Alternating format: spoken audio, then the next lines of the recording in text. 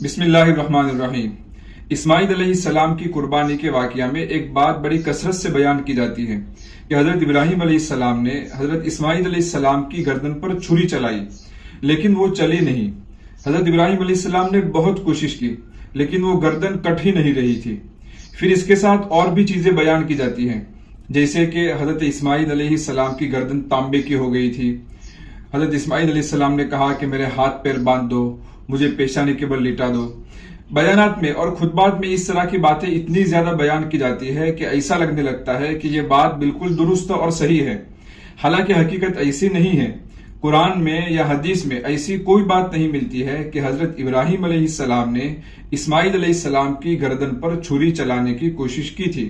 علامہ آلوسی تفسیر روح المعانی میں لکھتے ہیں کہ حضرت ابراہیم علیہ السلام نے گلے پر چھری پھیری تھی یا نہیں، اس کے بارے میں دو باتیں بیان کی جاتی ہیں۔ بڑے بڑے علماء کا کہنا ہے کہ چھری چلانے کی نوبت نہیں آئی تھی، بلکہ اس سے پہلے ہی اللہ تعالیٰ کی مدد آ گئی تھی۔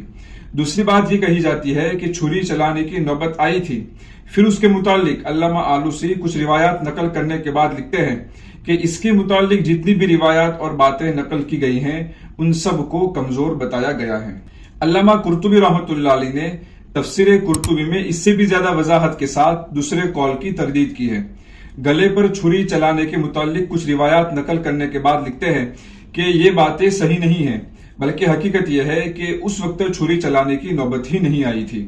دوسری جگہ لکھتے ہیں کہ ان تمام باتوں کو درست ماننے کے لیے صحیح روایات کا ہونا ضروری ہے، کیونکہ یہ باتیں عقل سے اور غور و فکر سے معلوم نہیں ہو سکتی، اور جب صحیح روایات نہیں ہیں تو ان باتوں کو درست ماننے کی کوئی گنجائش نہیں ہے۔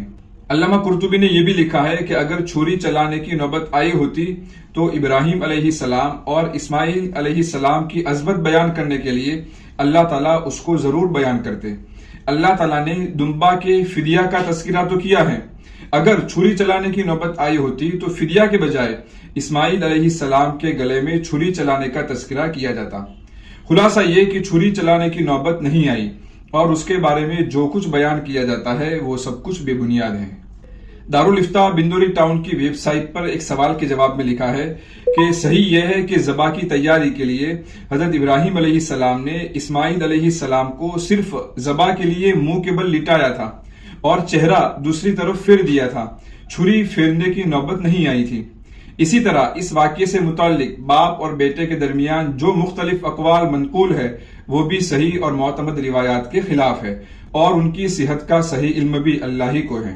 ایک بات یہ بھی ہے کہ قرآن کریم نے اس واقعے کو جس انداز سے بیان کیا ہے اس سے بھی یہی معلوم ہوتا ہے کہ چھری چلانے کی نوبت نہیں آئی تھی، کیونکہ قرآن نے اس واقعے کی تفصیل میں یہاں تک بیان کیا ہے کہ ابراہیم علیہ السلام نے اسماعیل علیہ السلام کو پیشانی کے بل لٹا دیا۔ اس کے بعد فوراً اللہ تعالیٰ کی مدد کا تذکرہ کیا گیا ہے۔ اللہ فرماتے ہیں فَلَمَّا أَسْلَمَا وَتَلَّهُ لِلْجَبِينِ وَنَادَيْنَاهُ أَن يَا إِبْرَاهِيمُ قَدْ صَدَّقْتَ الرُّؤْيَا، یعنی جب دونوں نے سر جھکا دیا اور باپ نے بیٹے کو پیشانی کے بل گرایا اور ہم نے انہیں آواز دی کہ اے ابراہیم تم نے خواب کو سچ کر دکھایا۔ اس آیت میں یہ بیان کیا گیا ہے کہ اسماعیل علیہ السلام کو پیشانی کے بل لٹا دیا، پھر اس کے بعد چھری چلانے کا کوئی ذکر نہیں ہے، بلکہ نصرت الہی کا تذکرہ ہے۔ حالانکہ ذبح کے پورے واقعے میں سب سے نازک کڑی اور سب سے مشکل امتحان چھری چلانا ہے۔ قرآن کریم نے دوسری تفصیلات بیان کی ہیں، یہاں تک بیان کیا ہے کہ ان کو پیشانی کے بل زمین پر لٹا دیا، لیکن اس میں چھری چلانے کا تذکرہ نہیں کیا گیا ہے، بلکہ اس کے فوراً بعد اللہ تعالیٰ کی مدد کا تذکرہ ہے۔ تو یہ جو آیت کی ترتیب ہے اور واقعہ کی تفصیل کے بیان کا جو انداز ہے اس سے یہ ظاہر ہوتا ہے کہ اگر چھری چلانے کی نوبت آئی ہوتی تو اس کا تذکرہ یہاں ضرور کیا جاتا۔